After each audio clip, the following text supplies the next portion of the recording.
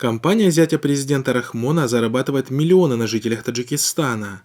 На фоне экономического кризиса в Таджикистане компания «Фарос», принадлежащая зятю Рахмона Шамсулло Сахибову, оформляет справки для первоклассников по 180 самани, около $18. Об этом сообщает новостной портал Ахбор.ком. Родители, чьи дети в этом году идут в первый класс, жалуются, что только за медицинские справки у них требуют по 180 самани. Врачи сетуют на то, что такие заоблачные цены выставляет компания «Фарос», в чьих руках сейчас находятся медицинские лаборатории по всей республике. До того, как этот бизнес стал монополией компании «Фарос», одна такая медицинская справка стоила всего 10-15 самани.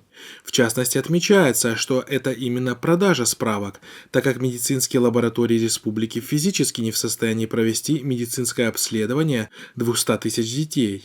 Для получения справки не обязательно вести ребенка к врачу. Достаточно родителю прийти в поликлинику и внести установленную сумму 180 самани обязательного налога компании «Фарос». По словам очевидцев, справки с уже проставленными печатями стопками лежат на столах у врачей. Хотя они последовательно старались не оглашать истинных владельцев «Фароза», но...